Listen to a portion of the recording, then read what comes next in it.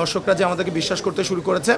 এবং আপনাদেরকে বলি খুবই ইন্টারেস্টিং ব্যাপার, আমাদেরকে রাফি যেটা বললো এটা খুব ইম্পর্ট্যান্ট একটা বিষয় দর্শকের কাছে, দর্শকদের জন্য, যে আপনারা মাল্টিপ্লেক্সে যারা দেখতে আসছেন সিনেমা, তারা ঘর থেকে বের হওয়ার আগে অনলাইনে টিকিট চেক করেন, কারণ আগামী 2-3 দিনের টিকিট সোল্ড আউট হয়ে যাচ্ছে।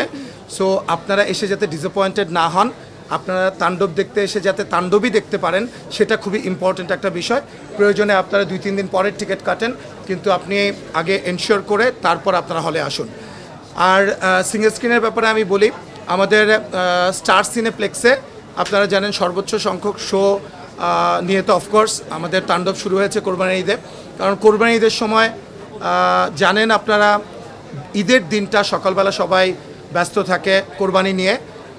সো স্টার সিনেপ্লেক্সে এই বসুন্ধরা শাখার প্রথম শো ছিল 4:20-এ, সেই শোটা আমরা দেখলাম আজকে আমাদের আর্টিস্টদের সঙ্গে নিয়ে, আমাদের ডিরেক্টর রায়হান রাফি ছিল।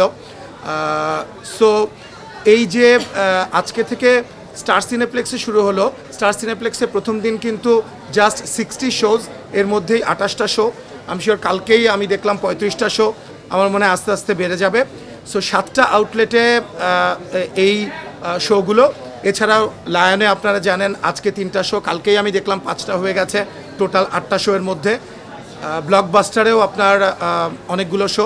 সো এই 9টা মাল্টিপ্লেক্স বাদে আমাদের যতগুলো সিঙ্গেল স্ক্রিন রয়েছে, সেই সিঙ্গেল স্ক্রিনগুলোতে ইন্টারেস্টিং হলো, আগে যেটা দেখা যেত যে ধরেন আপনার গাজীপুরে যেটা অপোজিশন হল, সেই অপোজিশন হল বাদ দিয়ে আমাদের সিঙ্গেল স্ক্রিনগুলো নিত, হয়তো তাণ্ডব যেখানে চলবে তার অপোজিশন যে হল সেটা হয়তো অন্য সিনেমা চলবে।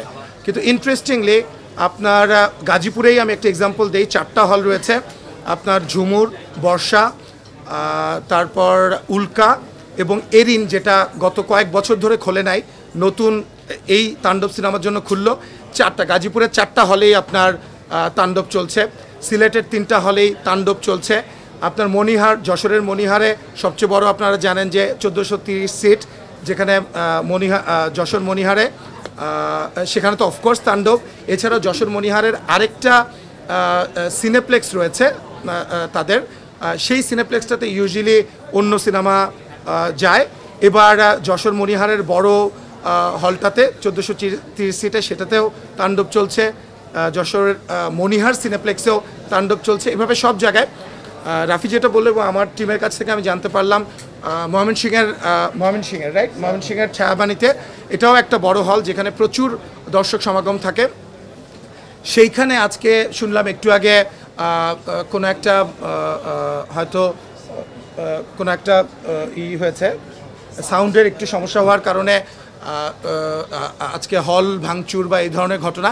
আমি একটু সবাইকে অনুরোধ করব, দেখেন তাণ্ডব সিনেমাটা আমরা জানি যে গত কয়েকদিন ধরেই সবাই ওয়েট করছে, ইনফ্যাক্ট আমরাও ওয়েট করছিলাম, এই যে আমাদের কলাকুশলী যারা আছে তারাও আজকে প্রথমবারের মতো দেখলো, কিন্তু সবাই ওয়েট করছে, কিন্তু সবাই একটু ধৈর্য ধারণ করবেন, কারণ টিকিট পেতে একটু বেগ পেতে হবে আপনাদের, এবং যে কোনো কারণেই হোক না কেন আপনারা একটু ধৈর্য ধারণ করবেন।